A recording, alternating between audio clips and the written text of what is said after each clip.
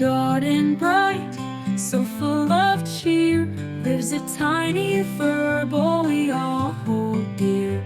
With a coat of fluff in light brown hue, and eyes that sparkle a radiant green hue.